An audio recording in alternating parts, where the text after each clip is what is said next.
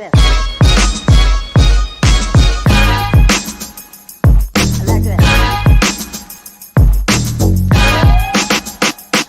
I like that. I like that. I like that.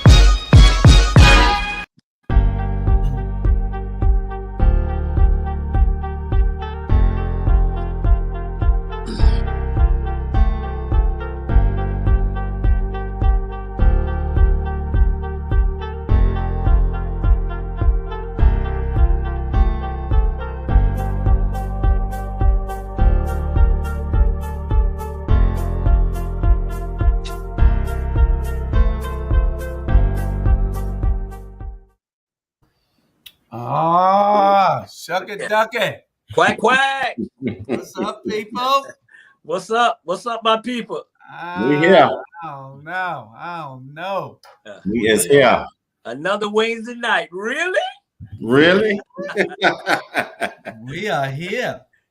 Oh, to give it to you the way you're supposed to have it. Hey, no other way. No other way.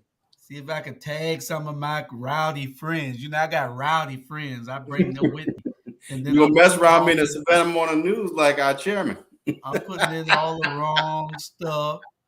Yeah, the Savannah Morning News had our chairman in there for a little bit, talking bad, talking about he was he got locked up, he killed 2 people.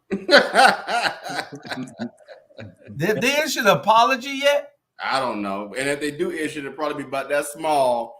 And in addition, a week later, on the last page in the middle of the advertisements. Yeah, because I don't know what they were doing. It seems like they did it. It had some malicious intent on their part. So I believe that they did it on purpose. How you doing out there in Atlanta, Bernard? Hey, we good, man. Got back from Savannah, Tuesday. They ain't killed nobody in Marietta or nothing like that. But other than that, everything good. You know, had to catch up. You know. About time. Other than that, it was good. Julius. Don't come over now. Julius. Yeah, baby. Why do you send the agenda to my work, ma'am? You send the link to my personal. Because he can. You see, I mean, I just be looking all over, man. I'm just looking all over. I might not have my glasses on or something. I don't know. I can't see like, Lord, have mercy, Jesus. I can see a mile down the street somebody standing on their porch, but I can't see that little writing without my glasses. I get it. I get it. I'm the opposite of that. How y'all doing today? We We doing doing fine, Sonny. How you doing? I'm glad you asked us that. How you doing? I'm okay, man. I'm so tired, y'all. I am tired. Well, you know, this woman called us and told us she was coming, and she come to town, and we didn't see her the whole 4 days. Man, it was a hard damn 4 days there. Then while I was there, those people started bothering me, and you mean the little Smurfs? She was out of town there the same time I was there, Joe? huh? She was in Savannah the same time I was there? Yeah. Come on, Sonny, you bigger than that. Yeah, you bigger than that now. Well, that make the second time. But she was here for a funeral. I was there for a funeral. Yeah. But well, you missed some good food. I'll tell you that. No, I didn't. My family cooked real good. Oh, excuse me. we cook in our family. Oh, okay. Well, you ain't bring nobody now, so you're selfish, is what you're saying. No, shoot. But yeah. I was so damn glad to get off that damn highway, boy. Those damn 36 hours. Sean, why you don't fly? Because I be having to take my computer stuff, you know, monitors and. You better take a laptop. Yeah, I take my laptop, but I have to take my monitors and stuff like that. So it's just too much shit. Julius got a house full of computers, printers, monitors, and things. I know. But just like this time, I wasn't at his house. Lord, fix it, Lord. The intent was to be over there, but the spirit didn't move you. No, the spirit moved me. The first day when he told me that I think Chance had came in and Chance used the room because you know they got an inn. They got a hospital. Yeah, or on the low, Julius them run a hotel. So you got to get to that damn room. You got to get in. You got to get in there before, you know, everybody else get there. So Chance beat me to it. So. All right. What we got on the docket? No, he wasn't here but one day. That was the day you came in on Thursday. That was it. And it was open the next 3 days. You just never showed up. So, you know. But anyway, I'm glad you're doing well and made it back to Houston. Yeah. Your frequent flyer miles or your frequent travel miles ought to be booming, or your car need a service one. My car, I got my car service while I was there. Oh, okay. I did. Well, anyway, y'all share with all your friends and family, and that's the only way that that we're gonna get this thing out. Everybody promote. These people on your page, I'm talking to y'all three right now. Well, people on y'all page, if y'all can't tag them on this here, y'all need to delete them. Ooh. If you can't tag everybody on your phone to tell them to watch you need to delete them. I slipped up, y'all. What you did now? Man, I had slipped up in our last employee meeting. They talking about tell us something that we don't know about you. Oh, you know, have mercy. So what you told me? You were crazy? No, I told them. Well, I do a show called Rabble on Wednesday nights on Facebook and YouTube. You know, and you know all these white people, their little ears just perked on up. I was like, oh shit, dumb ass. All right, you up to $4. Yeah, you the only one cursing on the show. She thought hey, I'm like, you man. Backstage. Well, we backstage. I thought we was backstage. Yeah, we backstage. We not in. We've been live for 10 minutes. Are you kidding me? Yes. Help her, Lord. Help her. Oh, man. Where's she at? Hey, America. Hey. What? Yeah, Chandra. Yeah. Boy, I'm trying to let me go share and it get with all me. my friends. Y'all need to be doing the same thing. Go I- on. okay, what's your first topic? Because they want to hear My first, America. the first topic is the atrocity that happened in Liberty County, Georgia. Where's Jeray? He's on the way. He just did finish wrapping up his show at the Promised Land Farms, where they were out there gardening and planting seeds. You can't have a revolution if you can't feed yourself, and that's the theme. So they were out there planting seeds in case there's a revolution, they'll be able to feed themselves. That's right. Only problem is they got to get way out of the Port Whitworth to get the food. That's right. That's right. Um, But let me break it down from what I could see today because I watched the video. So apparently there was a bus. Keep that in mind, a bus of young people. They look a little brownish like us. So they were the Delaware State Women's Lacrosse team. They riding along, and the sheriff said, y'all were going in the wrong lane, a whole bus in the wrong lane on I-95. So the bus driver, and you fill in what you want to do, is the bus gets pulled over, and they start searching the bus and the bags and the churn, talking about, a lot of traffic has been going on, a lot of drug activity. We're going to search the whole bus going on the wrong lane on I-95. Mind you, this bus ain't got hit yet by no other vehicles. So, but that's what I could tell. I don't know. I might be wrong. What you saw, Julius? Well, it's all over the news now. It's all over the national news. Let me see if I can move this thing out my face. It's all over the national news, and evidently the bus was in the left lane, which it should have been the right lane. And in Georgia, those big vehicles, trucks and everything must move over to the right and stay in the right lane unless they're passing. So this was their reason to stop the bus. So you get these overzealous police officers. And that's the problem when you get police officers and you wonder why police officers get bad names. I used to tell these guys when I was on the police department, hey, you don't have to harass every damn body you see. You're here to protect and to serve, not to cite and arrest unless you have to. And they must, how they get. They don't like to be challenged. Somebody probably asks them, why are you stopping me? So now they're going to get on and they're going to harass the kids on there and tell them they got drugs. Tell us now. Give them that old Bonnie Fight line, that don't work on nobody.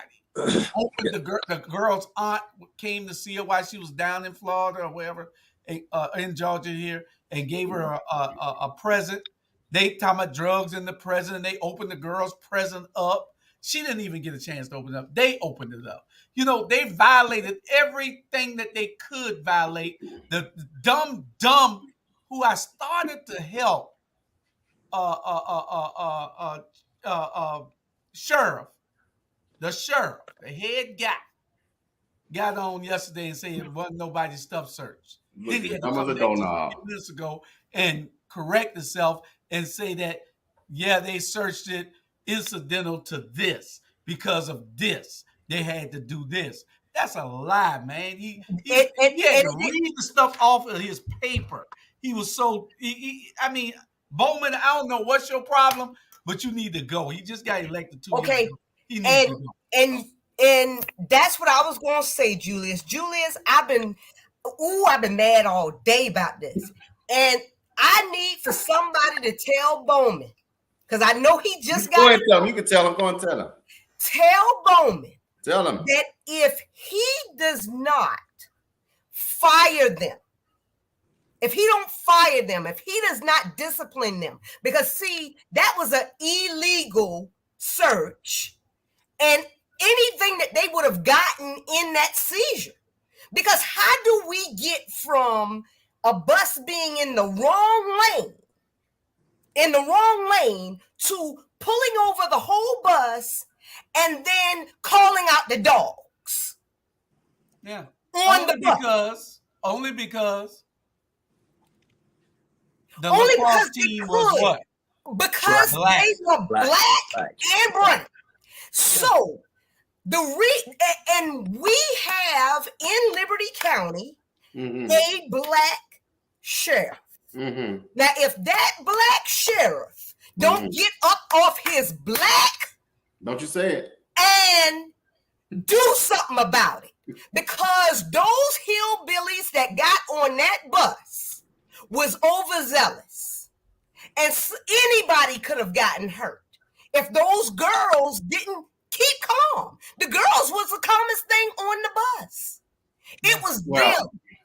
It was them. I saw every video. Now, if he doesn't do anything, I promise you, I'll come down to Liberty County. I'll take my little vacation when it's time for whoever to run against him.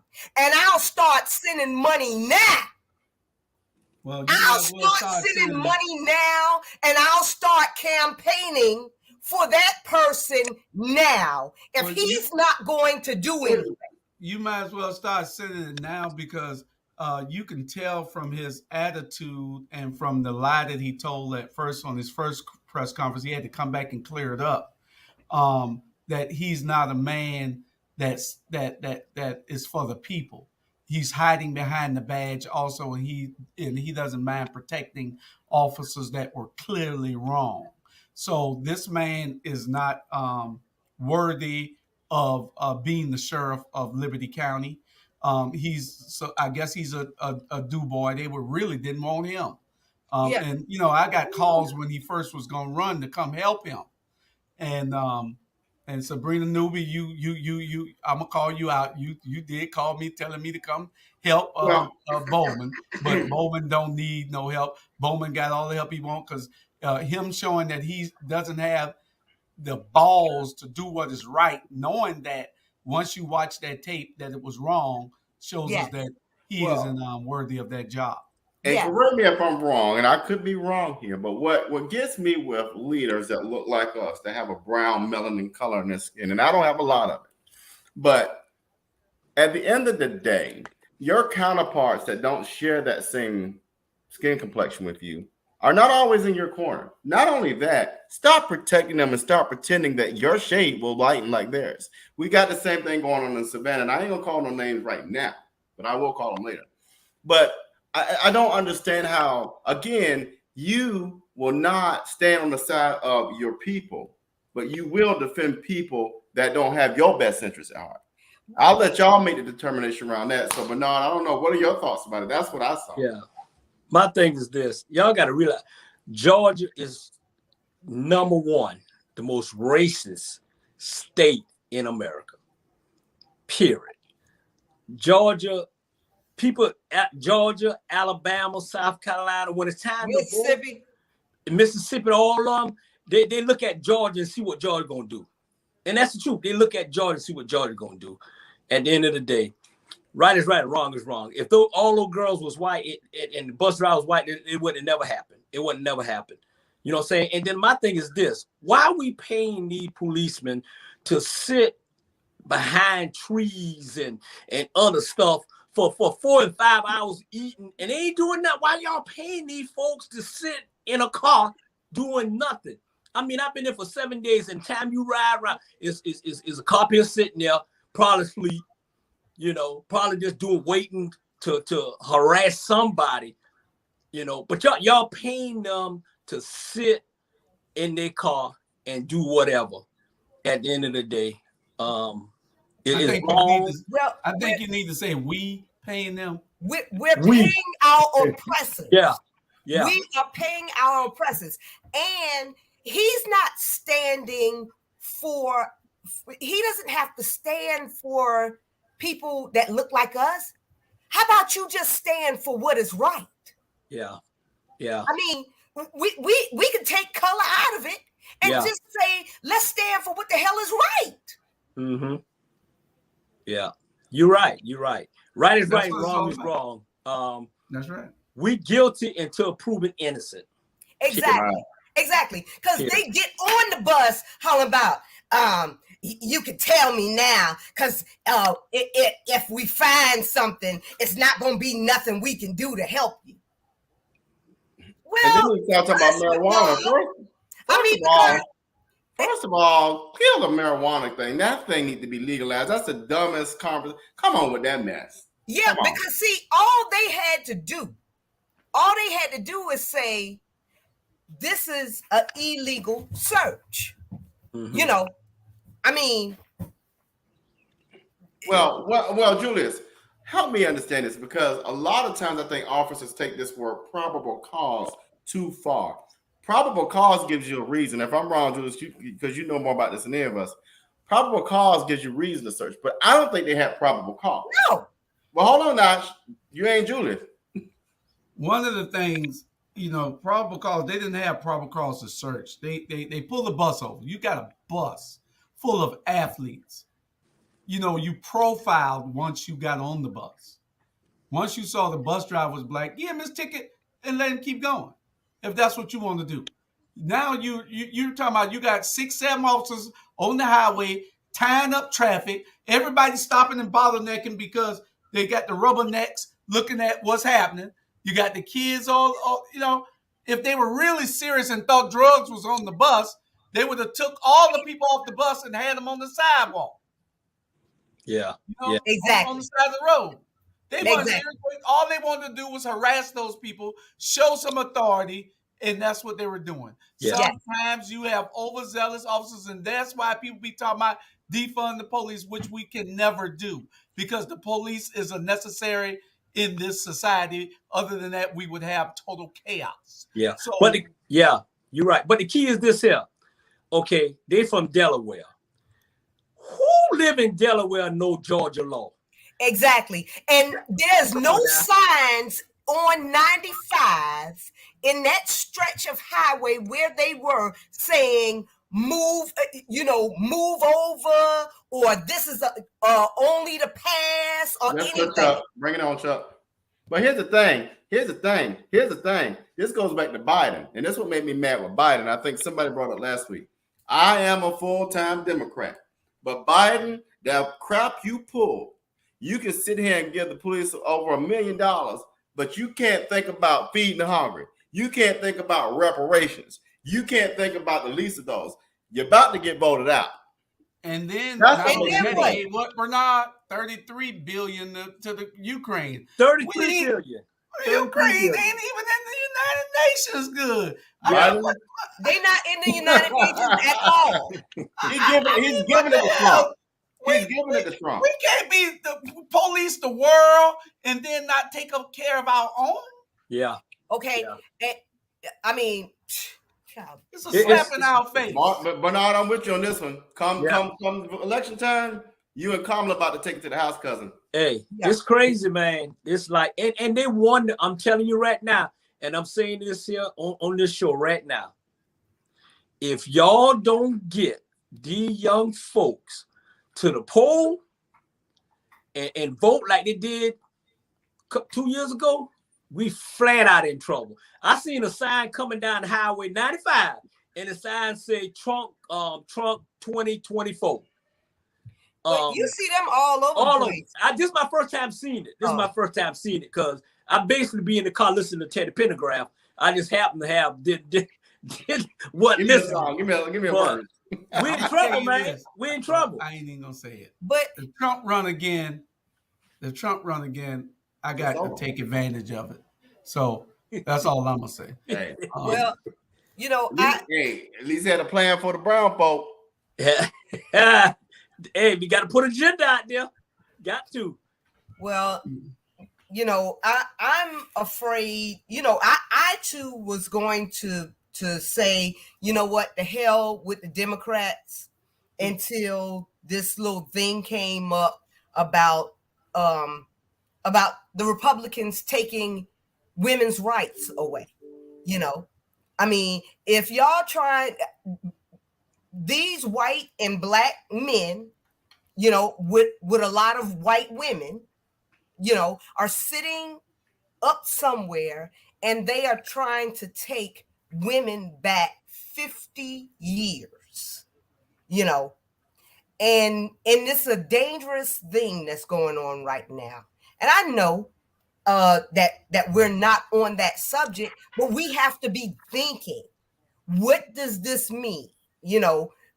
okay, we can talk about the economy and we can vote Republican, but if we vote Republican, what does it mean for our rights? Means nothing. Because let me tell you what blows me about that whole situation. Chuck Schumer, stop being weak. Chuck Schumer is the weakest anything I've ever seen in my life. Why would you go we're going to put a vote out there and see what, I told you that vote wasn't going to pass. Anybody know that vote ain't going to pass. You got to get y'all ain't got the number. And then I just want everybody to see. Nobody cares. Stop being you know what? Like what gets me is I want us to go back to when Amy, what was her name, Barrett got confirmed. You ain't see Mitch McConnell around here shaking hands, kissing babies. Mitch McConnell went there and put a foot right up you know what. So I don't understand. And again, I will stick with the Democrat Party as long as I can. But I'm so tired of being so weak and tired and lost. Mm-hmm. You're right. Yeah. You're right. Whether it's the Republican Party or the Democrat Party, it's still the Black folks' party because neither one of them gonna do anything for us anyway. You know, well, we have to. I mean, why don't we get our party? I mean, well, at the end of the day, you can everybody can come in our community, right? Everybody, whether they black, white, green, purple, whatever. They can come in our community and tell us a bunch of lies and we believe it. And then when we get in the poll, we'll vote for whoever told the most lies. Well, just like Wade and Cam Park. Yeah, really? I mean, come on. Hey. I ain't going to go there, Chandra. They let Wade Herring and Cam Park, and I don't know why, but hey, that's Julia's friend.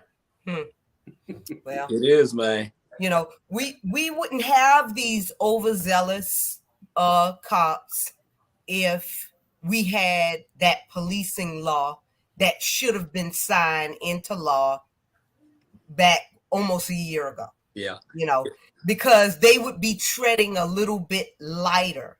But then if we had sheriffs like, you know, the one down there in Liberty County that would be saying would have come to the mic and said, you know, those officers that did this, you know, because that's a stain on, because this is national news, you know, this is a stain on Liberty County and the state of Georgia, you know, that you have just a lacrosse team from Delaware coming through, going home, you know, and they can't come through this state from Florida without being harassed.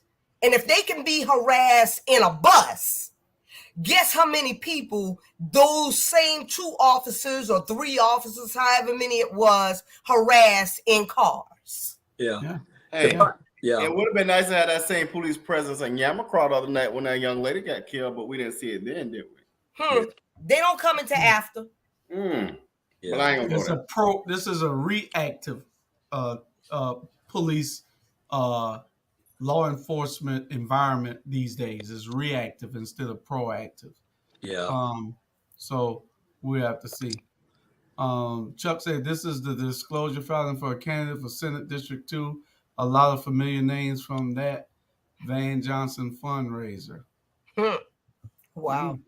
Let me see. Let me look at it. I might pull it up. Let me see. So the bottom line, probably all he got to do is fight these officers and clean it up. Say, hey, we apologize and move on. Ain't no suspension or anything. Fight it, but and then apologize and move on. He's not going to do that. Right. He's not going to do that. These guys, I don't know whether it's a firing, whether it's probably something that they should be fired for, but I think that it should be looked at for suspensions. Yeah. Because these officers were out of line in what they did, and they should be reprimanded. Well, Chuck, you know that. Hold on, Sean, real quick. Chuck, send this to Julius. Does he have your email? Messages. Send it to Julius in the message. Julius, you got to see this. Well, you know that the school is, because they were setting it up real good the other day because a lot of them were traumatized. And anytime you start hearing people talk about how they were traumatized. Yeah. That equals funding and lawsuits. Lawsuits. So, Yeah. So It's coming. by the time Liberty County finished paying these lawsuits, that all of these girls that was traumatized on that bus, including the coaches, they'll get these damn police officers together. Yeah. But if not, that's fine. They'll just have others after a while. Now, Shantae, you better be watching the show. You know I'm on the show. Don't be calling me now. But what's our next subject? But boy, Lord have glory. What's the next subject, Julie? Well, send it to me, Rob. I ain't getting that. Hey, I got a campaign No, right next year. That's not on our subjects today. We're Our investigating. next subject is high crimes and no misdemeanors. High crimes and no misdemeanors. Why are these kids killing each other every day in this city and across this country? You know, one of my co-hosts told me that we need to get some experts on here and before we move on and stop talking about it, but we can never stop talking about it because it is the most important issue that is facing our community today, all these killings and why these kids are killing each other. They're killing each other over nothing, I understand. And they don't value life. They're shooting in the crowds. This ain't just Savannah, it's all over. But we are a smaller municipality that probably can get it under control. I can see Chicago being out of control. I can see New York being out of control. I can see Los Angeles being out of control. I can almost see Atlanta being out of control. But here, it should not be out of control. And we need proactive policing with some intelligent policing to be going on to take care of this problem. And you know, it's a trend that has to be stopped. You know, this trend is curving toward a high rate that we just need to get under control. These kids are out of control. And yes, we got to blame everybody. You got to blame everybody, our elected officials, our community leaders, and the damn parents, because the parents are not doing what they need to do. Yeah, you got 2 and 3 jobs that you got to work out, but you got to also depend on your brother. See, he's the uncle of these kids, or your sister, she's the auntie of these kids, or your mama, she's the granny of these kids. Somebody got to be in place because, see, these kids are out of control. We got a couple of friends that have some kids that we know are going to be out of control. Me and Robert, we know they're going to be out of control. So messy. Because they are hell now at 2 and 5. So we know they're going to be hell. Fix it, Lord. So you don't discipline them now, get them under control, they're not going to listen to nobody later on. But Julius, there has to be a reason. And the reason why I said that we need, I feel like we need to talk to experts, you know, like social scientists or social I'm a social scientist. You know, because let them argument on. Let them go. You're not one, because see what they do is they look at the trends and they look at what is really impacting, you know, just like they can take a correlation between the pandemic and us all being shut in for the last 2 years and things like that, and then they can correlate it back to poor mental health and how it has impacted the kids and how it has impacted us, you know, as all of it. Why are we having this conversation on the Rabble if that's how easy it is? No, I'm not saying it's easy, Negro. I'm saying that we need to bring a panel in here so that we got to can meet discuss Friday night. it. Jamal Torre got one Friday night. Well, he didn't tell me about it. Huh? I mean, that's what I would like to do. I got a bone to pick with you. I ain't here about no meeting now. And I want to let me say this, Bernard, real quick. Let me say this. I agree with you to a certain extent. What we need to do, and I've said this before, and it'll probably be the 100th time I said it, and I've told Bernard this too.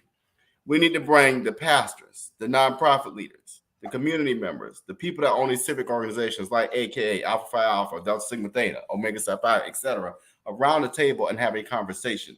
We have people who do not get it. We have leaders, and I'm about to call names. We have a mayor and a police chief who are not from this community. Now, that's not a slight on them, but they don't have the same invested interest, nor do they understand the dynamics and the nuances of this community in which they're trying to lead. If they did, we wouldn't have this out. This is a pandemic now.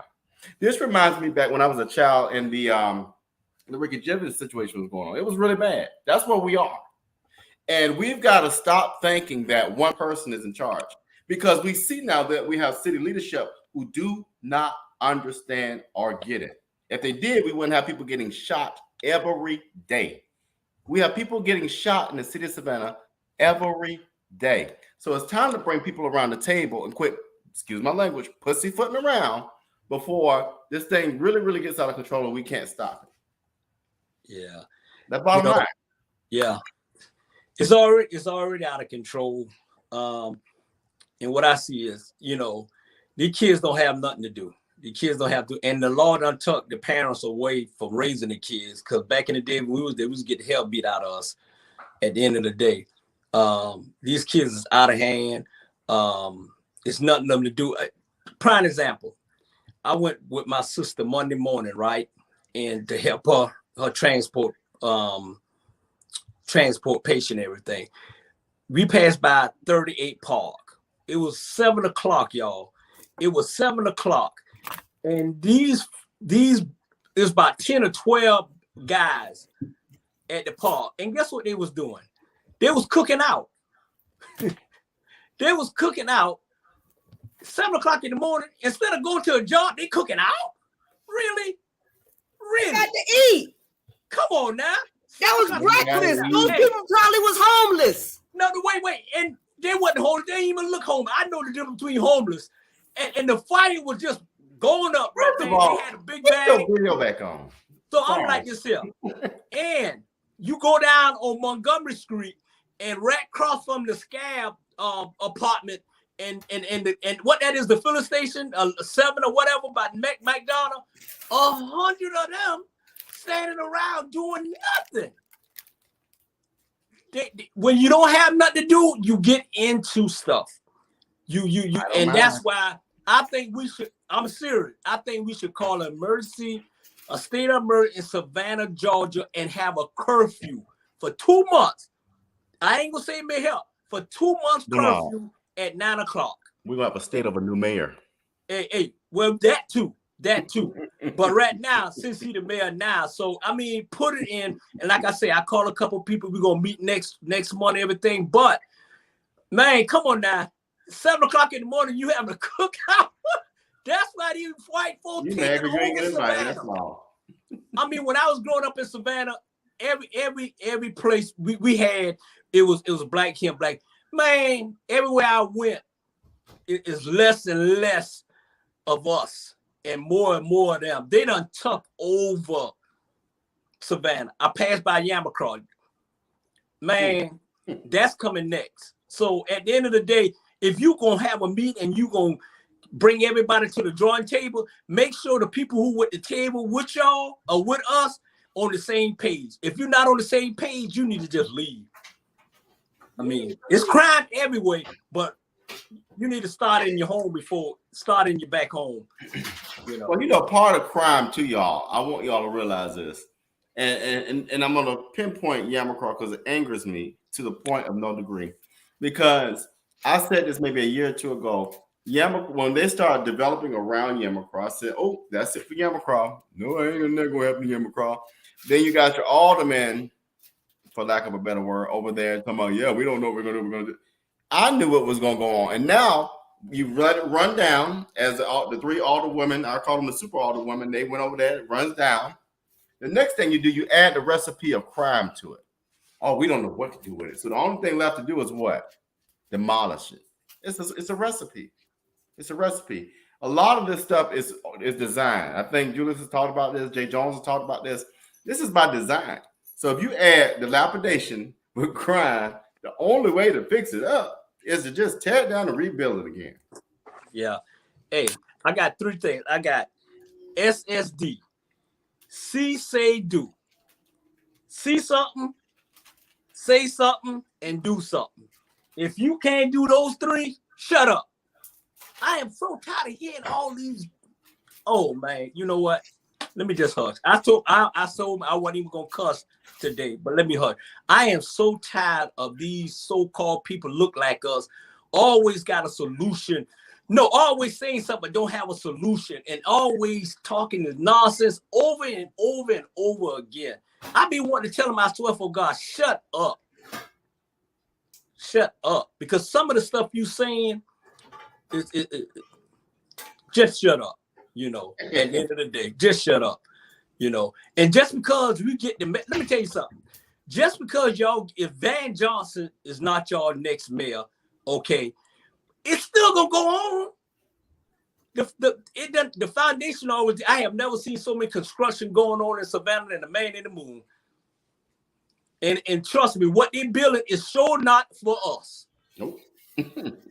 Nope. You are so right, Bernard. Because when I came down here this past weekend, I was like, well, dog, where did this come from? And what's this? And I mean, all down 17, all over the west side. And I'm like, wow. Who? Yeah. It's not for y'all. It's to move. It's to keep gentrifying. Yeah. Well, one of the things when we talk about this is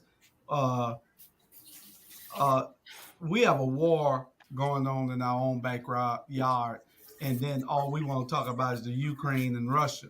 Mm-hmm. We need to calm this war in our own backyard first, because it's a war. These kids are killing each other, but as long as they're Black lives, nobody don't care.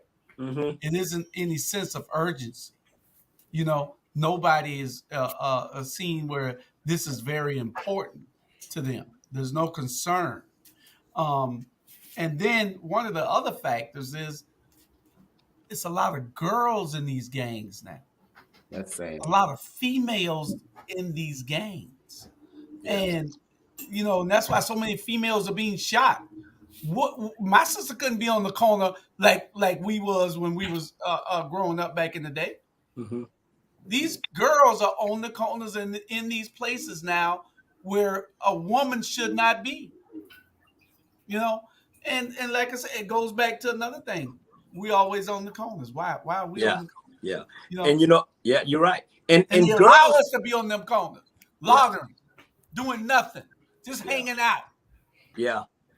And I'm about to say the same thing that I think you're thinking, Bernard, when you're about to say, I feel like you're about to say that these girls, they're more treacherous than the boys. Yeah. And you've been in there. You're right.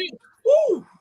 They are more treacherous than the boys. They're more violent. Yeah. And I don't even, oh my God. And they're emotional. And they, people, Jude, when you say girls in the gang, they've been in the gang. Now they already been in the gang. It's more profiling now. Mm-hmm.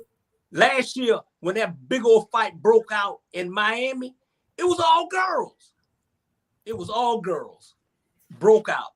Period. These girls, man, whoo, they something else, man. It's just, man, it's sad. It's sad, man. This is a sad time in this world here. My daughter told me, say, Daddy, what we gonna do? This world done lost control. Period. And you sitting around and you having conversation with your child, you know, because she's my best friend. She the only one going, you know, she listen to me sometimes, but at the end of the day, she the only one I talk to her when I'm home, because it's just me and her. And so when she asks these serious questions, you know, you try to answer the best way you can, but you get emotional. It's like, really, man, this what it's come to now. This what it come to. And my little nephew, you know, it was an incident yesterday, almost, you know, in Atlanta. Fight broke out. He got stabbed in the back. He had Grady now, holding on. Just, man, it's man. I'm telling you, man, I'm so tired of this. I swear. I don't know what to do. I'm just telling you, I don't know what to do. I don't know what to do. Yeah, just collect yourself real quick. But you're right. I think the part that this and thank you for being vulnerable, Bernard. Thank you. That's a lot. But I think the part that we have missed, and this is in all sincerity, is we've lost our sense of humanity for one another. We have been trained, and Teray has talked about this. We have been trained to hate one another from days before slavery. We've been trained to be in competition with each other. White men have taken our black women and have raped them.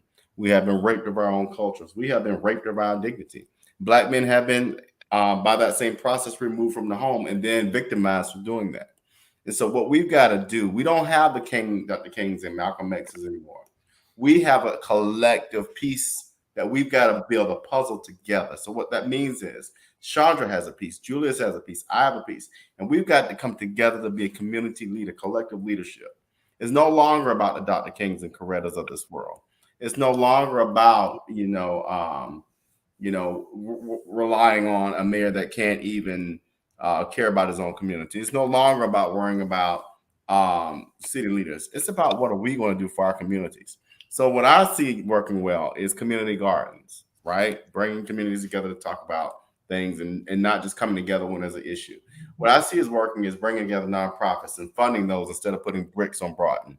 It's one of the reasons why, and I'm not doing this as a shameless plug, but it's one of the reasons why I really am going to return to Savannah and run for city council at large. It's because I care enough about the solutions. It's not about the money. When you start worrying about the money and making sure that Kessler's okay before your people are okay, you're a sick individual. You're sick in the head, and you can go back and tell them that. But we've got to start really relying on us. What will our community do collectively to end this pandemic? Well, it's funny that you say that. Not funny, but that you're giving a clarion call for us to unite, and in order for us to unite and get things done, not only at the ballot box, so that we could put people in place to do things to lift our community up, you also have to have a call for us to join in with our monies. We have to be able to say that we can get things done. See, these people are filling a void by gentrifying our communities. Who sent her the link? I don't know. She don't need one. She just got it. Who sent her the link? Oh, I don't like you, by the way. But these people one of my best friends, you could get a picture of her and sit on somewhere. These people are filling a void that we won't fill. We should be gentrifying our neighborhoods. We should be getting the money together to buy that house over there that's abandoned. But they're swooping in and doing it. We can pool our monies together and say that we got a corporation that we can say we can put all our monies together to renovate, and then flip or either rent out this house. They're doing something that we should be doing, and all we do is sit back and cry. All we do is cry. I got you, Teray. Do Teray all kind of things. And that's a problem. That's a problem with me. Don't go telling me we got a problem and they gentrifying our neighborhoods. Damn it, let's get our money together and we gentrify it ourselves. Well, because the reason why they can do it is because we have never been since they brought us over here on the slave ships. We have never been taught. In fact, we were whipped for trying to link together. So we've never been taught to come together, and that's going to take some rebraining. That's reteaching our brain to learn that Teray is not against me. He's my brother. you know, Right. and we may not always think together, but we love our community enough to pool our money.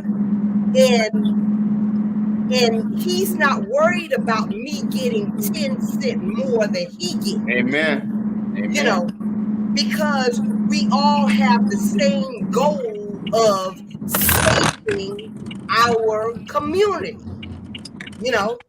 But until that happens, until we and it's not going to just be us 6 that's going to do this. We have to get 6 times 6 times 6 times 6 that's going to be able to start to make a movement. Sandra, it starts with us 6.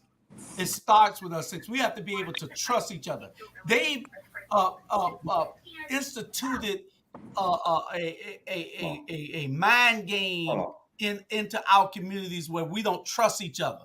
So you think all 5 of y'all finna send me $1,000 tomorrow so that we can start our LLC and get our corporation so we could buy this house and buy this land and build a house on it? No, because the trust is not there. But you know, it's not even the trust; it's the generosity isn't there. Chandra, can Issa and Shantae, come on. The generosity isn't there. Like, you know, it's like first of all, I'm not pooling my money. I'm gonna say that. I will give my money, I will loan my money, but I am not pooling my money, because when you pool your money, it's like if I go to work and I'm working 60 to 90 hours a week, I have people looking at me like, oh, she worked too much, she too independent, she too this, she too that. But while they sit there and they live off disability, where I have a real disability, I got a disability check 3 to 4 years ago, and that was all that I had. I remember being released from jail, and I didn't even have $50 for my first 3 months. And guess what? There wasn't nobody saying, here's your handout. But it's like when we start working together as community, we have to be in position to really put together working as community, letting people do what they're good at, paying people livable wages. You know, I'm so tired of work for, and I love work for Black people. I won't work for anyone other than a Black person, but they don't pay livable wages. Shantae, y'all gotta get all that is good, but still, we don't have the money to buy the houses by doing what you're saying. But we don't have the money it's by to do design, that Julius. It's by design. Exactly, it's all by design. It is like a systematic, diabolical plan over time to destroy us. Right. I mean, I can say Robert knows right now. I got people looking at me trying to sue me. Where the last 3 months, I have a couple of people where I've been bankrolling them in the background, and because I was like, they're like lawsuit, and it's like, you know, we supposed to be in this together, trying to make a change. So that really let me know in moving, like I'm trying, like I got people who talk about me working too much, I do this too much, as you're too independent, well, you're too you can't worry about the people that's talking about you. You got to worry about the people who talking with you. But you can't worry about those people. It's not so much as talking about me, it's the whole conversation. This is what's stopping us in our Black communities and the socioeconomic. I'm not worried about it. I'm gonna keep moving forward, but the thing is, when you have Black women who we may be the only ones working in corporate America to get the knowledge, to get the education, to be able to, y'all see him, to be able to move these conversations forward, if we're the only ones with the, you know, because when you go to corporate America, I worked in mergers and acquisitions when in college. And because of the sexual harassment, I quit my job and worked at a strip club and made more money as a waitress than working in mergers and acquisitions. And when but the point is, we gotta get somebody else in. Issa, I heard Julius Hall with regards to the words that he was saying. So now I'm about to hurt some feelings, and excuse me. And I have to go and say this. The comments that I make are not the views of the Rabble, and it's not anyone on the Rabble, but I'm putting it out there. Julius Hall, as you were saying, addressing groups of people. Let me go and tell you that what you all have not said, and what no one's saying, I'm going to say right now. A group of people who can do that, the very thing that you're saying, and I even did a video on this right here, are the longshoremen in Savannah, Georgia right now. The longshoremen can do that, have the power to do that, but they choose not to do that. So you think I'm the first person to have said this about them? No, because under some former longshoremen presidents, there were some people who went to them and said to them, why don't you all get some money? Some of y'all, so y'all making six figures. Why don't y'all begin to acquire some of the properties in the neighborhood? And the longshoreman president said, we don't tell them what to do with their monies.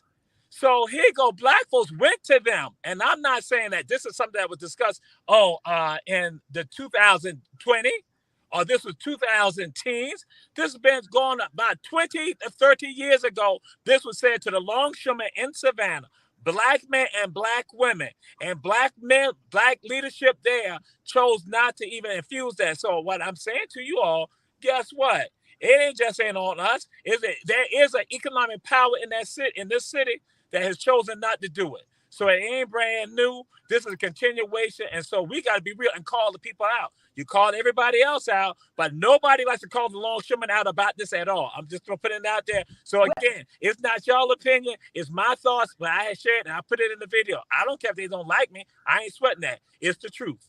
Jesus, you're exactly right. Jesus, I've been saying that for a long time. But when you have a lot of, I mean, that's just like if I give Chris $100. Chris is not financially astute and educated. When you give uneducated people too much money, they're not going to do the right thing. If you in the wrong way, I'm not saying it. I don't agree with they're uneducated. I'm not. Well, when you right. I don't think that's right. That's not right. Well, when you put, well, I'm saying the same thing that Jesus is saying. No, he didn't say my views. I didn't say that your views are my views. Don't do that. But what I'm saying is that when most of the people that work down at the Longshoreman Hall has never had $150,000 in their life. Okay, they didn't grow up like that, and you give that to them, they don't know what to do with it. So that's why when you pull up there, they got rims and cars and all of this, but they pulling up in the projects, and half of them, I mean, well, some of them may own their own homes, but they're not investing. Because are we investing? We ain't doing either. You can't say yourself. No, hold on. Well, that's not being undereducated. That's being, I'm gonna spend my money where I want to spend my money. And beyond that. I invest. Don't throw a rock. Are you not investing? Doc, are you not investing? I am, but the way you're talking about it makes no sense. Exactly. What I'm saying, I don't think so either. Sandra, these people got $660 million in the bank. Who? The longshoremen. They got $660 million in the bank. You can't tell me they weren't supposed to be doing something in this community. No, I'm blaming it on that. Jesus blame it was on the rims on their car. The leadership of the longshoremen should have been doing something the whole time. They brought up a few homes so they could build a bigger building. They brought up a few homes so they could build a bigger parking lot. Why not go and build up the whole neighborhood? They're just as responsible as the pastors in this city. Hey, yes, let me I say thought that you guys were talking. When I think about the longshoremen, I think about individually and collectively. They are union. They're union. Let me tell you. Son, you gotta get somebody else some time. Hey, go ahead, Bernard. Let me say this here. I'm gonna say this here, and I don't care who get mad. And I'm gonna say about the longshoremen, okay? And nobody say this. This is what they do with their money. They buy cars, right? And they take care of 3 and 4 homes. Their girlfriend, their friend, their white friend. That's what they do. That's what they do. So if y'all expect them to come take care of our community, they got a whole family to take care of. That's why they and 3 family, 4 family. I ain't telling you what I heard. I'm telling you what I know. So my thing is this here. I'm not worried about everybody on this panel because we all fine. I'm worried about the young man I seen laying at the bus stop sleeping 8 o'clock in the morning, don't have nowhere to go. I'm worrying about these folks who don't have no houses. I'm worried about the folks who the kids ain't had no food to eat. Let's talk about them. Let's because we gonna be okay. You make a great point, Bernard, because, and I think it's $66 million they got, not $600 million. They got $66 million in their reserves in their bank. $66 million that they got that they could spend on building something that could make that $66 million even more. You know, we can't give them no break. And those pastors, all these smart pastors who think they get that group that they got with 100 black pastors in it and start pooling the money from the churches and buying up these properties. Because before you know it, they're gonna be buying your church. What you say, Jamal? Jamal, hey, you muted. Talk about the church or look at the Falcon Stadium. I'll hush. Go ahead, Jesus. All right, just to share something with y'all. Now, there is a group of people that have used their money, used their resources to get homes for members and for the elders in the community, and they did it for construction, and they were basically they were attacked about the monies that they had, and it was the United House of Prayer. And see, people vilify the United House of Prayer, but guess what? They build housing for their membership, especially for their elders. So that is an example that what can happen and occur. But like I said, people like to vilify the House of Prayer. I use the House of Prayer as an example of saying, listen, that's what can happen when we come together. When you talk about churches, that's an example of a church organization. And they were forced to spend some money because the government was upset with them because they were doing that type of work. So I'm just throwing it out there. So it is there. It's based on leadership. Well, I can tell you that there are a few longshoremen that have created a LLC, a investment group, and they are buying houses and, you know, investing into the community and fixing up these houses. The guy's name is Shannon Holman. Y'all need to reach Shannon out. is doing great. Shannon is doing great, but we need to break this thing down. It's 1,000 of them. We need 5. We need a 40 more Shannon. I was just going to say real quick. Hold on. If you go to Brownsville, you will see more than enough rundown homes.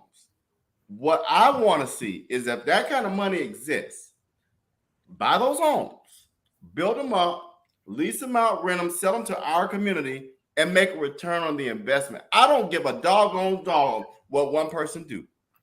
Hell, who cares? Wonderful, great, grand. You get a star, a gold star, and a sticker. Who cares a shit? Excuse my language. But I'm tired of this individualistic thinking. One of the things I learned from the Islamic faith, when I went over to visit Malaysia and all that, they think collectively. We are so darn individualistically thinking what the one person can do. I don't care what you can do by yourself. Who gives a damn? I'm so sick of that thinking. That's why we are in the predicament we're in now. We think about what the next man got, what the next man can't get. And if I don't have it, I'm going to be a crab in the barrel and pull you down. Get rid of that thinking. I'm so sick of it. Or you're going to work all day trying to get it just like them when you should be trying to pool together to try to make something happen. If we don't come together, we are going to stay in this sunken pit. I was just going to say, or we sometimes try to we'll take each other's gifts and talents and try to make it our own. Like, oh, well, he's a realtor. If you don't know investing, go sit down with some investors, learn investing. Don't be afraid of learning. The only difference between black people and white people is white people ain't afraid to read these books and learn and say, I don't know how to do this. You have some black people who that's where our mentality is. But if you go to the guy sleeping at the bus stop, you give him a book, I ain't even gonna say that, because when you're homeless, you'll read books. When I am broke, that is when I budget the most. So to discount or discredit anybody because of socioeconomics, you never know. Because when I have 6 figures, then I have a whole team of people who are looking at me to be the golden goose. Every time I make money, then I got little Ray over here thinking that I'm supposed to fund this or fund that because they see me with a little bit of money. And if you start moving money in those directions, you end up short. You end up short. So there has to be a way for us to be educated enough to we need more financial literacy classes with that affirmative action that happened. My generation, I'm 43 years old. I'll be 43. With our generation, affirmative action really messed us up because they started passing these people through school without knowing basic math. And without knowing basic math, how do you expect them to know about compound interest and things like that? And so it's like, until we start educating ourselves outside of what we're just taught in school, and with the longshoremen, you have to think, like, these aren't people with PhDs, and there may be someone with a PhD, so I don't want to count anyone out. But when you start thinking about where their mentality is, you know, to have rims, whether you living in a project or not, all they're looking at it as, I'm saving money on rent. I ain't gonna never go get a mortgage because I'm saving money on rent, but I can ride how I want to ride. A lot of people think like that, not just the longshoremen. So it's like, we got to re-educate ourselves. And as far as Brownsville, they did that before. Don't come on with that mess. Don't stop me. You tell us goddamn lie, because I was on the planning team, and the city of Savannah did it. We did that shit. We did that. We bought when I cuss on my show, I get we bought up all of the houses. Stop protecting bullshit. We bought up all of the houses, Doc, and then why they all messed up now? Well, go ahead, Issa. It's because of the people. We bought up those houses. Julius, no. In Collar Brownsville, we bought up the houses. Issa even knows.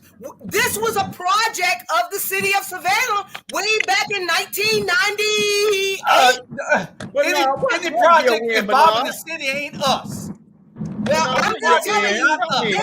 Don't say it like it didn't happen. You know, that done happened before. Okay. Well, y'all failed. Next. What you say? We did not fail. You saying something. It look a mess.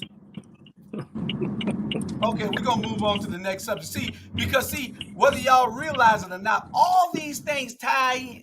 And the next thing that we're going to be talking about really ties in. See, it is a systematic thing that they're doing to us. They sit back in rooms and think all day on how to take advantage of us. There has to be a serving class, and they have relegated us to be the serving class. So it's a few of us get out, but the rest of us have to serve. Why you think we ain't got no reparations? If they give y'all some damn money, you gonna spend it on Michael Jordan shoes.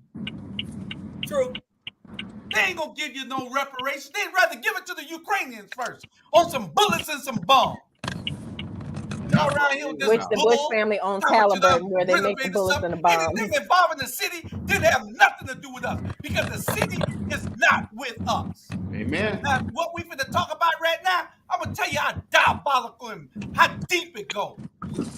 Y'all listen to this here 1 minute, and then y'all tell me whether this plan they got on all phases, ticking every day against us. And y'all want to say you ain't gonna pool your money, you ain't gonna do nothing. No, you better do it or you're gonna be left out. When they put their foot on your neck, don't come crying to us, because they're gonna put their foot on your neck. That's where their foot landing at next. Probate court. It's a probate court. Robert, I got this, Robert. Probate court robbery. The probate court is the most crooked system in the world. In Chatham County, it is ludicrous. It is out of control. It is a criminal what they do in probate court. My wife's family had a home that they lived in, burned down, built a brand new one. They owed after her father died, left it to the daughter. The daughter got 3 kids, and the adopted kid make her have 4 kids. They don't. My wife's sister died. The house is now in those 4 kids' names. They can't take care of it. So what we do, we step in. I go to renovating. I put over $10,000 in this house. $10,000 I put in the house.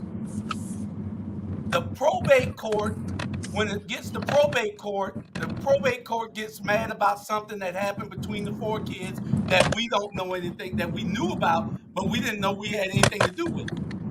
So the probate court tells us to cease and desist. Now, this is part of the plan. They like us not to leave wills. They like us not to leave last testaments.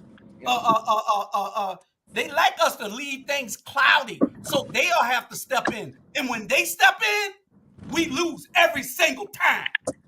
Every single time we lose. I'm trying to figure out, Jamar, has there ever been a black Recorders Court judge? I mean, probate court judge.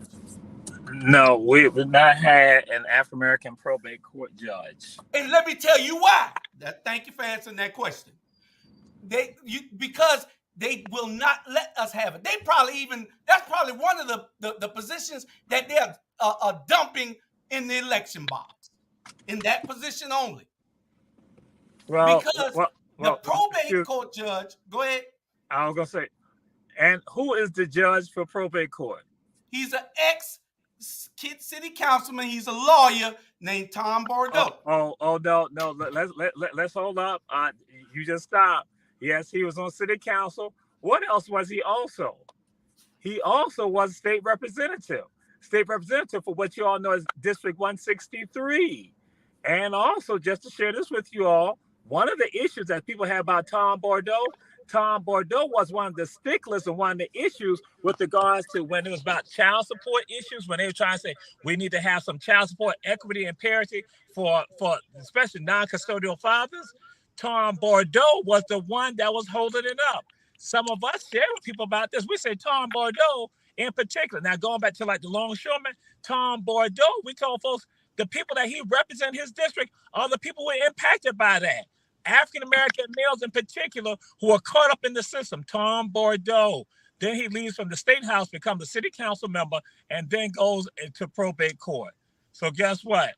Understand the history of these people who are in these positions. And he's part on something in the bank. One of those banks. He's a person in one of those banks. Yeah, he was. Okay. Now let me finish telling y'all this story and tell me. Protest outside his office. Lewis Wilson, who y'all know, Lewis Wilson would be outside his office protesting. People thought Lewis was crazy. I like Lewis was right. But he wasn't. Yeah, Lewis was right. I'm gonna tell y'all, when y'all get through hearing this story, it ain't gonna take but a few more minutes. Y'all bear with me. So I'm renovating the house. I'm painting it. I done cleaned it all out. I done took and paid over $1,000 to clean the backyard out. I'm doing all this here. I am working myself. That's why I'm saving money. I was there working myself every day.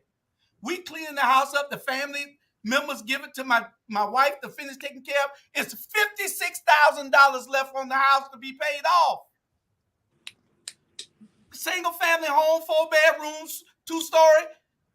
Recently built, last 20 years or so.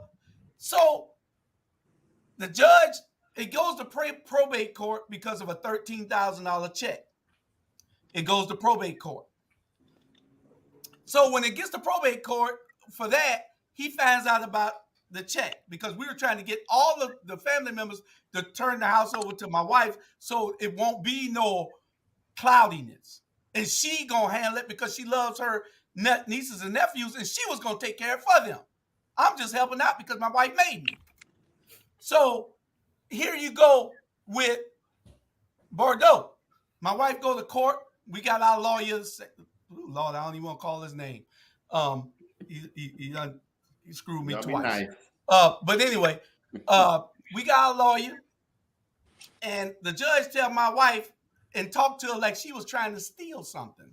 Why didn't you tell the court about this here? She said, well, I didn't think it was none of the court business. It ain't my business. That's their business. Why didn't you do this here? Trying to accuse my wife who's scared to even spend her campaign money on putting gas in her car. So you know she ain't going to do nothing wrong. She's scared to put gas in her car with her campaign money, which she could. So he made it look like she was doing something sneaky. He talked to her like she wasn't nobody. I wasn't there. Because I probably would have been in jail. So he tells us to cease and desist everything that we're doing over there and give the keys up. Couldn't have been. Kicked us out. I done lost $10,000. Now, he turns it over to a guardian ad litem because it's a kid involved of 7 years old. So a guardian ad litem comes in. It's $56,000 to pay on this house, $900 a month. We're going to pay this. I'd already paid 3 months up. So here it is. They kick us out. We can't do nothing.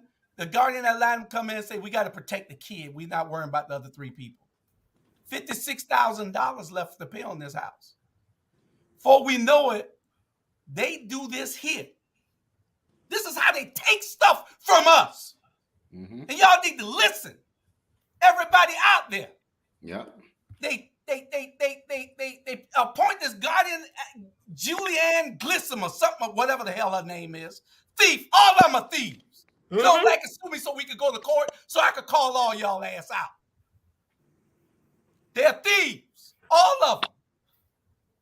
So they appoint this guardian ad litem. The guardian ad litem, for some reason, they figure they'll sell the property now. Hell, sell it to us. Let us finish what we're doing so it could be generational wealth for this family. Exactly. They sell the property, give each one of the 4 kids $2,500 Wow. Pay the bank off with the property. The bank sell it to somebody else. Now the house just sold for $189,000. Now we ain't got nothing. The 4 kids got $2,500 taking people's property. That's robbery. You can't tell me it's nothing else. That's robbery. They didn't have no consideration for the family, period. None. And you know, Julius, hold on. Let Issa go real quick, please. I was going to say they need to file a bar complaint against the attorney and also file a complaint against the probate court judge. And that, which I'm believing that, I guess, in the other family, the other children did not have representation with regard to this either. So, but that's what they need to be doing. Possibly looking at filing a bar complaint against the attorney and with regards to also now filing a complaint against the judge. Because there have been complaints about that court, about the probate court in general. But a lot of times we don't look at that because probate court is not the section court, but it is a powerful court because it's involving estates. Exactly. And they look for people that don't know. Mm-hmm. You know, and a lot of us don't know what our rights are. If they come and take something from you and just say, well, we just gonna sell it. And those ad litem people, they are a big money grab. That's all that's all they are. They are a big money grab for the courts. They get paid $3,500. It goes way deeper. It's called rape. System of people. It's called property rape. What you say? It's property rape. It's rape. It's a system of people put in place strategically to monopolize this whole thing. The judge stays in place. We've never had a black probate court judge. The attorney that handles the ad litem part of it, Weiner, Shearhouse, and all. They're all with City Hall. They're all big lawyers that have a history of bleeding this city. This is the establishment that we're talking about. Somebody told me, Julius, be careful. You know, you're talking about they. I don't give a damn. Ain't but 2 things I'm scared of, and one of them is God. God and the feds. And the feds don't scare me no more. But here's the thing, folks. What it comes down to, it comes down to this. Hold on, Issa. We've got to go back to this conversation here, and give me 1 second, Issa. We've got to stop trying to talk about one another. We got to stop trying to down one another. We got to start educating ourselves in our communities. One of the things I told my father, you know, is that you got to do this will because the probate court will rape you of your property, right? This is what Julie's talking about. This has been property in their family for decades. And now all of a sudden, you're going to let, and my white folks, you get back, you're going to let a white man come just snatch it and stick you up behind to take your property. That's not right. Get your documents in order. And we got to start telling our communities, Liberty City community, start educating our people. Cloverdale community. At these community meetings, we got to bring in education and professional development on these issues. Yeah, we do. What you say, Issa? I was going to say also, John, throw it out there to y'all. When y'all try to give the impression, I'm just saying in general, that like longshoremen don't have understanding. That's not correct. That again, what you all just realized that here it is people who should have understanding that when you don't have a will, you need to file for administration. So again, and it's better for y'all to have an agreement about who will be the administrator of the estate. And so that way you can still have some control. But the attorneys, when they are appointed as guardians, in either case, guardians or the administrators of the estate, they get paid every time they pick up the phone or send an email or do a letter, they get paid. So out of that estate is monies that are coming into the pockets of them that do not go to the families. So that's why family members might need to be trying to find an attorney to go and say, hey, listen, there's been some fraud committed on us. We need to investigate that. You need to see what can happen. Because again, here go a child who is a minor that they should have been looking out for. I'm sure that minor probably has not gotten a lot of money. So that, again, that child is not put in a worse off position as opposed to if they still had that property in the family. Yeah. I mean, so, because with the price you might need to let your family members look at something like this for now to go ahead and start making some decisions or start contacting some attorneys. Yeah. But not to say that you're making them do it, but they need to go and begin looking at it. The other adults in the family. Oh, some of the people, I'm saying those descendants, the heirs. The other heirs might need to be the ones doing that. Yeah, and we need to be having wills. We need to be having insurance. One thing that we always look at and wonder why these people have money and we don't. They had insurance. When their parents die, they leave them hundreds, thousands of dollars. They start companies. They buy homes. They have this stuff that we're not we privy to it. We just don't do it. Yeah, and that's we have a $10,000 policy instead of $150,000 policy. Yeah, you know? And that's the key right there. You have to put stuff in place to make sure it don't go to probate court. At the end of the day, me and my wife had already put everything in place way before she even passed away. We had a will, okay? We had insurance. We had everything that, so it can't go to what happened with y'all, Jules. You know, when you got it already set in place, and that's what's wrong with black people. They don't know how, people not telling them how to do it. You know what I'm saying? Not saying you're going to get rich off of insurance policy because somebody left it, not like that. But at the end of the day, you get enough to bury that person instead of letting that person stay in the freezer for about 2 months or whatever until they collect some money. You know what I'm saying? You have to do your background track to make sure that you are safe instead of going to the probate court. At the end of the day, maybe, you know, people don't know. If you don't know, you don't know. But common sense said, you have, you know, get insurance, get a will, you know, cover your butt. Like me, if anything, I cover my butt. And not only just a will, power of attorney. Power of attorney, right. If it's not in writing, it ain't real. Yeah, right. And advanced, but you can do advanced directives, like you can do simple things. Like when I'm doing mental health groups, I do a RAP, Wellness Recovery Action Plan, and you can take that and file it.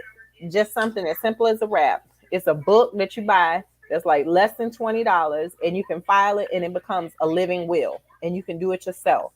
So people don't realize that you can do advanced directives and you can do your own living wills.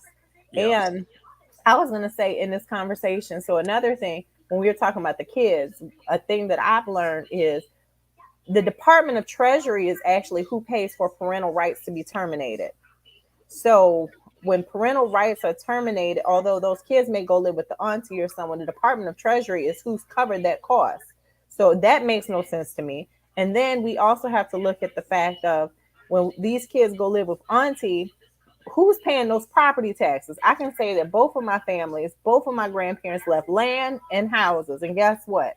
Those property taxes, because nobody lived in the city, in that small town. Everybody moved out of the state. And when they'd send it, we lost the paperwork. And we ended up losing both of the houses on both sides of the family. We own land, but we don't have any houses. And it looks like a liability, because the only thing that happens is each year my mother's paying all of this money for a white person to live in the house that my grandparents lived in.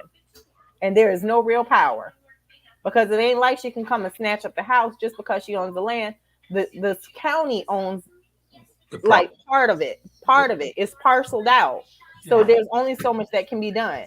So we got to look at things like making sure that people are paying property taxes. A lot of people lose their homes in probate due to property taxes. And this is the only thing else that I'm going to say. We need to be concerned about all of these people being stuck on the virtual world. Like, I'm grateful for the StreamYard platform, but people are stuck in this virtual world. And we need to look at the fact that Bill Gates is going around buying up legitimate land. We got all of the black people, especially, getting happy about Bitcoin and all of these things, FundX and all of this other stuff that's making them money.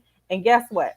They're taking their money that's not backed by anything and putting it into virtual stuff. They're buying virtual stocks. They're buying virtual land on video games. And we have these white folks going and buying up legitimate land. And now we got Elon Musk who done bought up Twitter. And before you know it, we ain't going to own nothing. So I just want to say that. I don't. But you're right. We don't own nothing now. I own some artwork. We on liquor stores. Go ahead, Issa. In church. Right. I was going to share this right here, that when we talk about our experience, and yeah, right, I'm not saying, yes, we need to have insurance, we need to get all that, but even when we get insurance, and understand this right here, all that does, and again, we need to have it, that only puts us 50 meters into a 200-meter race.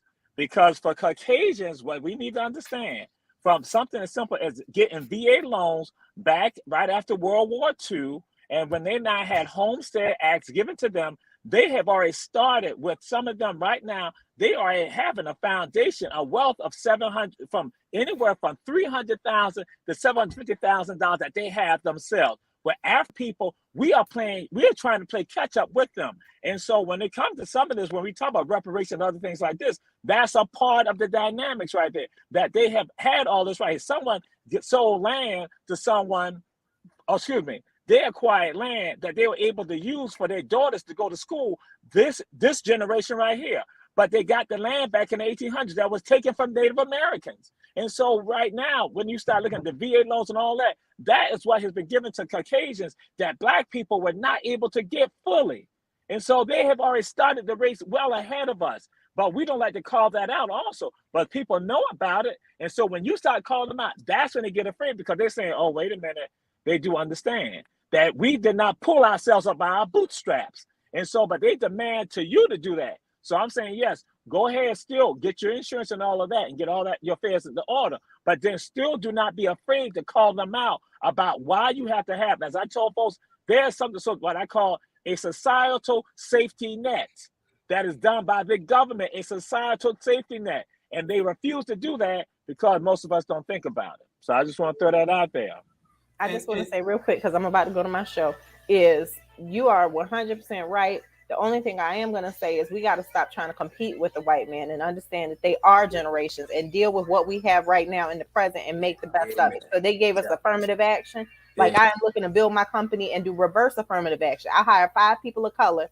5 people that aren't Black, and everybody else will be Black. And guess what? That is 100% legal.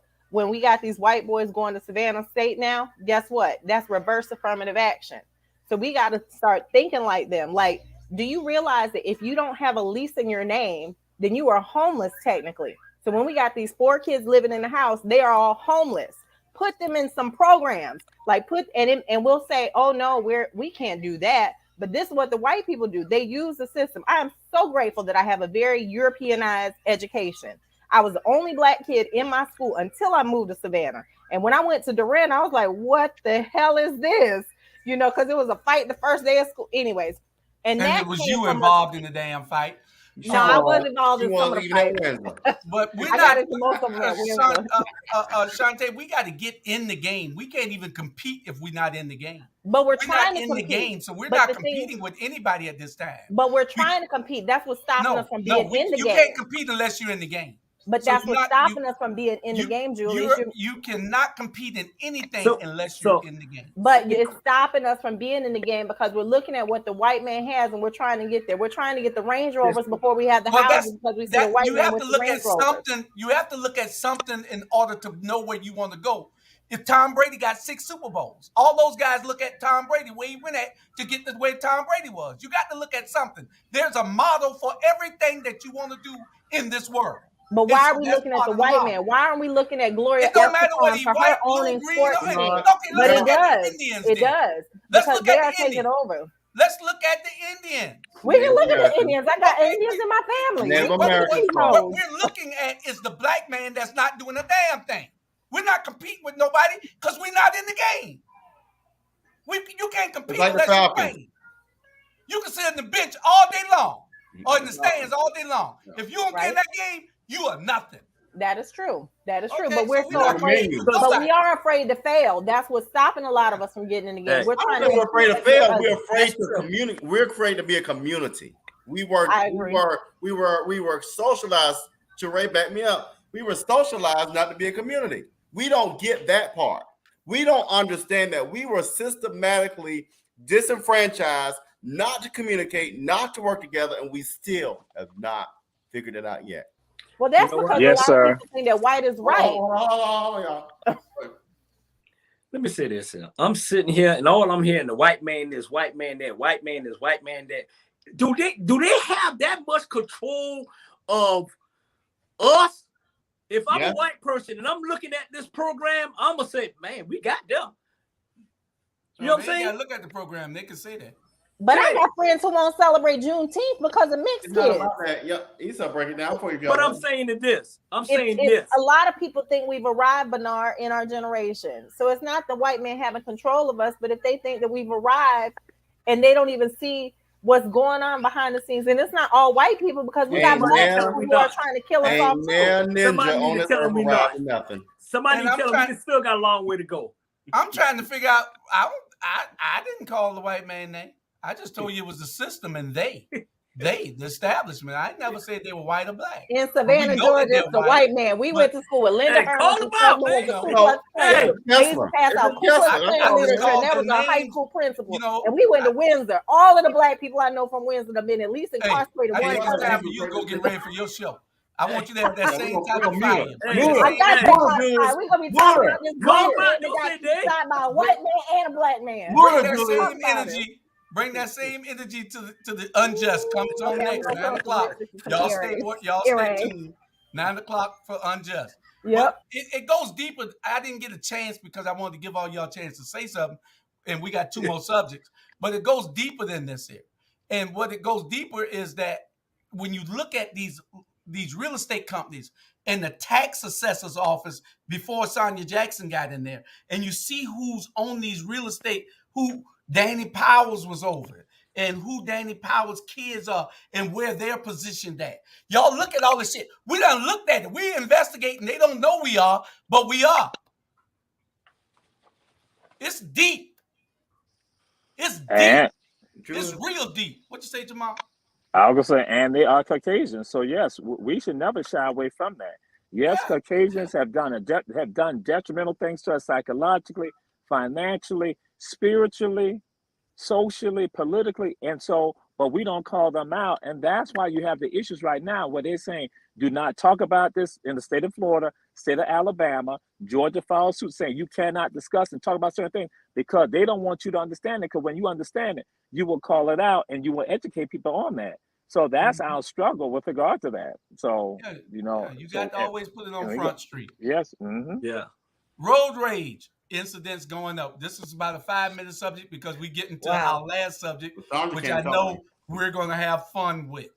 So that's Bernard Brown. That's Bernard Brown. I agree, Trey. That's Bernard Brown. No. Damn me. I'm calm. It's JB. It's JB. Hey, I'm serious. I'm calm. You know what? People don't realize, man. Shit. Man, people going through things, man. People ain't got money to pay their rent. People ain't got money. What are you going through so much that would make you shoot somebody on the highway? Sonia, listen. Can I finish, please? You don't know what people going through. At the end of the day, shit, I can go out there and shoot some damn body or something like that. Because you angry. When you angry, that angry take over. It's wrong. Yeah, it's wrong to go shoot somebody because road rage and all that is wrong, is wrong, is wrong. At the end of the day, it's totally wrong. At the end of the day. But I'm just saying. I mean, people are going through so much right now. Not only black, white, whatever, at the end of the day. So sometimes people just need to just chill out If somebody going 20 miles an hour and I'm behind them, I just chill out and let them move or pull over at the end of the day. And I don't think it's so much road rage about people shit. They left their house already thinking that they're gonna kill somebody or they're gonna hurt somebody. Whatever happened in that house, they brought it in their car and they got on their highway or wherever and took it out on that next person. Then the little girl just got shot in the face in Atlanta 2 days ago. Yep. Road rage. And not only that, 15-year-old girl, the lady shot in the car because they cut her off and they cut in front of her. Yeah. Ain't no difference. We just had one killed on Broughton Street. The young man killed on Broughton Street Saturday night. Yeah. That happens here every day. We had 2 killed this morning. And then this Mexican guy, and that's the reason why I am for closing our borders, because the Mexican people, they coming over here, they committing these crimes, and then they scooting back over the border after they shoot you all up or damage your car on our highways. Well, they need to close the border, and then you. Well, they the one working on the highways and building the border. That's true. You in Texas, We ain't doing that. They doing it. They building the highways. They cutting out grass. They putting out the fire. Building our buildings. Come on, man. They doing everything. Huh? You big in there. What? You big? They doing everything. They're the new slave, but they saving their money. What you say, Jamal? I was saying, so the shooting on Broad Street was tied to road rage? Mm-hmm. Yeah. Really? I didn't know that. Really? Yeah. I was trying to figure what happened. We don't know, but they say it's road rage. Really? The police say it. Really? Yeah. But you can't believe that the woman and the man. The woman died. And Bernard Brown was in town during that time period. Right. But you can't believe them because they said that man hung himself with a shoestring. But I'm gonna leave that alone. Hey, I was too full to go do a road rage, man. No, you were driving all around.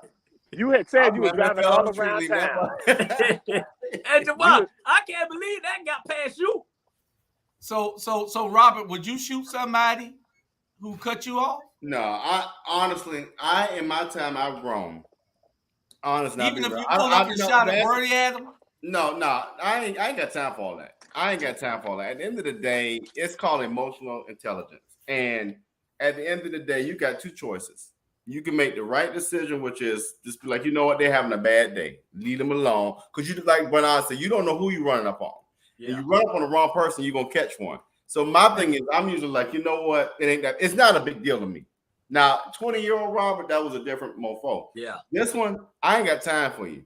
Yeah. And now, then another thing too is, you know what they need to do? Legalize marijuana so folks can calm down.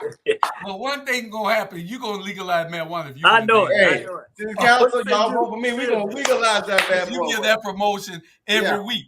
Yes, but Bernard, I have to disagree with you about you don't know what people going through, but they shouldn't get no damn cop. Because let me tell you something. Ain't that they going through nothing? And then somebody just happened to cut them off, so they're going to go and shoot somebody. People don't have no regard for life. Mm-hmm. Yeah. They don't care no more. We've become a society that don't have a concern of human life. Mm-hmm. We don't care. They don't care, rather. Right. I take my time and go where I'm going. If somebody cut me off, they cut me off. I ain't finna pull up to them and say nothing to them. I'm just happy that they didn't hit me, because if they hit me, then I'm assuming. Baby, I ain't gonna get out and argue with them or nothing. That's it. So it ain't that they going through nothing.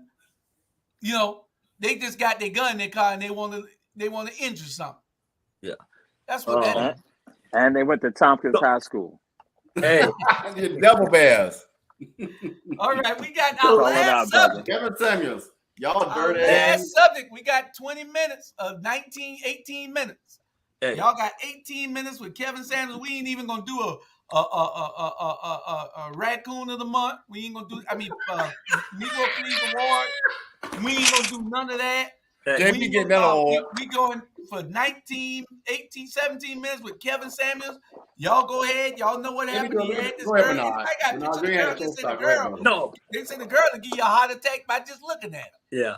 No, I asked him, I think RG or somebody audio, and I asked him, no, Jules, Saturday night when I was like, I don't even know who you're talking about, right? So I did a research on this on Kelvin. All right. So he was the only child. He was the only child married to his mom and daddy, and his daddy had, 10 other kids. So he was the only one out there. He got cancer when he was like 21 years old. Austin, he was 21 years old. And he got married to his first wife. They had a boy in about a whole year.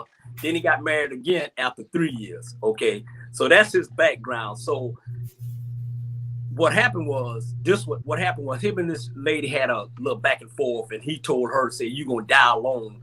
And it went viral, and then it was picked up by what it was picked up. It was picked up. It's the media, world media picked him up, and then he started going from there. The moral story is this here. I'm not gonna say, he said, number one, black women are lazy. Number two, black women, all they do is use men. Number three, black women, they call themselves divas. He said, whatever race in rare that call itself a diva.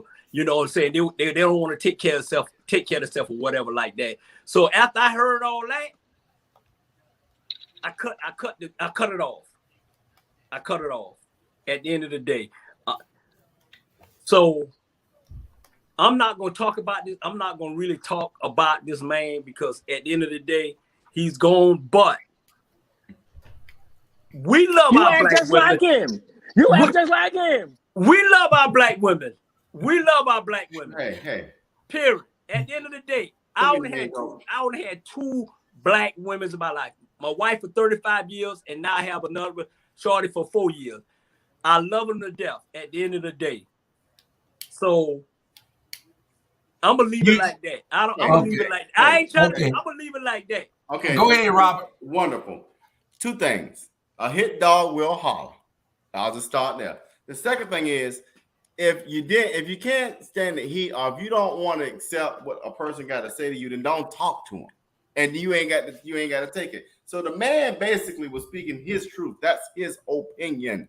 Okay, you can't get mad. There's been a number of things said to me and about me, and continue to be said about me. It hurts a little bit, but I don't give a damn because it ain't bothering my check. Excuse my language. But as long as you don't bother what's going in that direct deposit, you can talk all day. But here's the third thing. What I have a problem with people is, regardless of how you feel about a person, you don't glorify a person's death. You got to separate your immature feelings versus a person's life. And those two things are two very different pieces. So I don't agree with how people are going off and celebrating his death. That's really sad, and it just shows the immaturity even more. Yeah. That's why I say I leave it like that.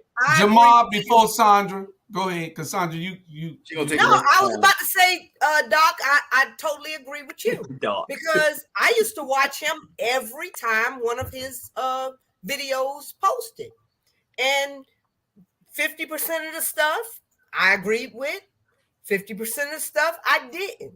But I never held anything against him because that was his opinion. Right. And if I had a show like his, he may have not liked my opinion about that I feel about men, because I have strong feelings about black men. So at the end of the day, at the end of the day, I can't say that I would probably feel the way you do, Doc, and say that there are people that I would not like. There's some people that I would say that I would glorify if they died today. But Kevin Samuels is not one. She's talking about Okay. So, but there is somebody. So it don't matter. So it don't matter because y'all ain't gonna like what I say next. Go ahead, Doc. My thing with him is that he was a part of the spirit of divisiveness for the black community. and with regards to Black people, and we glorify a lot of them, and we give a lot of them a lot of attention. And so all they do, they sensationalize these elements, these negative elements about us, and it doesn't help us build. And he's been a part of that. So for me, I don't care if people degrade him while he's dead or not. I don't have any concern with that, because I look, this person was divisive to me and to my people. He didn't help with regard to unity. If people say, "Oh, don't feel that way," I'm cool with you about that too. Don't say things about it. My thing is, anybody, if people want to attack him, because again, there was some pain and anguish that he inflicted on people, and it was unintentional and it was mean spirited. So I'm not looking at this person being an angel, but I go and say the person was divisive. Yeah, Okay. and also, wait a minute. He died alone. Come back again. But he died alone. He didn't die alone. He died with surviving. No, ma'am. No, he died alone. Because if you die with a fucking one-night stand, he died with a one-night stand. He died. Maybe that's some good power. Anyway, you're going to have to be muted, because you can't just cuss when you want to cuss. If you want to cuss, the only ones you can use is the little ones, not those big words. This is a family show. I can't keep telling y'all that, though. You know? Y'all see me? Do y'all see me use those type of words? No. Hey, I'm the only one on this. this. You can't get in your feelings and say things that you want. Oh, I haven't used profanity. I'm the only one on this who's not cussing. I have not used profanity. You from Heavens v. Jenkins. You an angel. That's right. Anyway, that's right. Bernard listen, Brown. My take on Kevin Samuels is, you know, one thing that I've been taught over the last 30 years is that everybody's going to die. Some are going to die young, some going to die a little older. If you live a long, fruitful life, then one day you going to die. You going to leave this earth. Those are two things that you're guaranteed, life and death. Because once you get here, you are going to die. Mm-hmm. So Kevin Samuels was divisive, like the good doctor said. He talked about Black women in a way that I could not watch the show. I am a protector of Black women, even if the Black woman don't want to be protected. Yes, he has a right to say whatever he has to say. That's his right in this country. But he does not have a right to be a detriment to our community. Just like the rappers. They don't want you to come in with no positive, great rap. They want you to come in with some hoes and guns and killing and everything else. When you come in with the good rap that makes sense and make people feel good, they tell you, no, put that on the shelf. We need you to come in with some gangster rap. But that's okay too. They got a right to say what they want to say. But we're the only people on this planet that are allowed to do it. Ain't no other community allowed to do it. But what I'm saying, to correlate all of this back together, I don't give a damn about Kevin Samuels dying. It was his time. All of our lives are written in the book of life. All of us. We don't know the date, but it's going to happen. All of us. All of our lives. We're not God. God knows when we're leaving. God just left.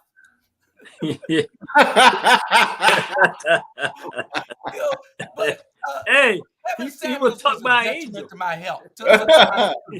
I'm not gonna have a party because Kevin Samuels died, but I'm not gonna moan, grieve over Kevin Samuels. Kevin Samuels lived his life. He did what he wanted to do, and he died when he was supposed to. That's what God says. You know, everybody's day is decreed already. If I die in the morning, then I'm gone. Y'all will forget about me in about 2 weeks. Hey. Some people 2 days. You know, so y'all don't forget about me. Yeah. Well, a dang up repass on you, Bernard. I ain't gonna let y'all forget about me. Good old fried chicken. But you know what? Like I said, I don't know. I just know the man last night, but I don't really know. That's how much I pay attention to him. So at the end, you know, love the women, and at the end of the day, you know, I'm not going to sit here and say, hey, you know, just watch what you say when you talk to our black women or women in general. Just watch what you say. You know, everybody gonna have issues in a relationship or whatever at the end of the day, but just be respectable with each other. You know, it's not about who's gonna win. It's more about, hey, let's take care of each other at the end of the day. And you know, words hurt more than you hit somebody. You hit somebody, it's gonna heal, but what that lip right there coming out your mouth can stain somebody for the rest of their life. But those women were calling into his show. I'm just saying women in general. I don't but you know what I hate for him was that, you know, all of this stuff that he was talking, you know, here he dies with somebody that he met earlier that morning, and he never had a really meaningful relationship. Right. He didn't have a meaningful relationship. I would not want to my last minutes on this earth to be with somebody that, I mean, because I do believe that dying alone is dying with somebody that you don't know, because this person didn't love him. She didn't even know he was going to die, Sandra. Huh? He didn't know he was going to die. No, but see, this is the reason why. But he was too old for the mess he was doing. He came and he went. Huh? He went. He was too old for his mess. Because see, here he is, the age that he was, still chasing after tail every day, just because women were getting. Ain't no age limit on Horn. Ain't no age limit. Hey, how old was he? 56, 50 something. He was still in his 50s. Yeah. Hey. He was deep in his 50s. Yeah. But that man wanted. Yeah, let me hush. At the end of the day, like I say, he came and he went. He's a lucky son. So well, you know, I mean, a lot of people are sensitive. A lot of people are sensitive, and a lot of people cry when they see certain things. I might cry over a movie before I cry over 60 people getting killed in Ukraine. Oh Lord, thank you, Lord. In the movie, Lord, they don't know not what they do, Lord. In the movie, not really. I haven't cried over one person in Ukraine yet. But I've been desensitized to death. I have been. You know, I have. Yeah. You know, at 10 years on the police department, I saw hundreds of dead bodies, hundreds of dead people. You know, and it desensitizes you to those type of things. Yeah. And over the years, after thinking and becoming closer with God after my time away, you know, I have a very close relationship with God, and people don't think that, but that's not for them. My relationship with God ain't nobody business but me and God. Yeah. You know, so hello. I might not think that, but I'm deep. Yeah. I might not show you I don't like, but I'm deep. Oh yeah. And I'm gonna cry. If Jamal leaves. I'm gonna cry because he's a good little fella. He just need love and Viagra. That's all. He gonna be Jesus. You gonna be okay. You know. Just stop running around. Again. He wouldn't be with the Viagra. He got nothing. God told me he don't like you, Julius, and God said he doggone sure don't like you, Bernard Brown. Devil bears. Hey, God like double me. He bears. like me because I read the word. Double bear, double homicide. He like me because I got a read Bible the word. right there. He read the word. Hey, double bears. Seriously, that's why we still here, because we know God, Jesus. No. And a double bear is what? Heaven. God's like, no. Bernard. A Wolverine. Oh, Lord. Bernard. God is pleased with the Knights and the Warriors. You have a picture of that on your show Saturday night. You doing the show Saturday night? Yeah. Can you have a picture of that woman? Because I heard so much, I want to see it. Oh, did y'all hear? Okay. Did y'all hear about that sheriff in Georgia that groped Judge Hatchett? Oh. That sexually assaulted Judge Hatchett? Well, Judge Hackett out of Atlanta? Yes, Judge Hatchett out of Atlanta. Yeah, she's too mean. She's too mean.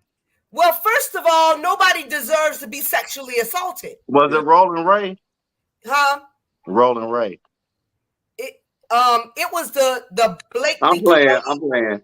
Blakely County sheriff sexually assaulted Judge Hatchett, and it was at the sheriff's convention in Georgia, and he was in a room full of all these sheriffs, and another sheriff saw him. These other sheriffs saw him do it, and nobody arrested him. He was only arrested about 2 days ago.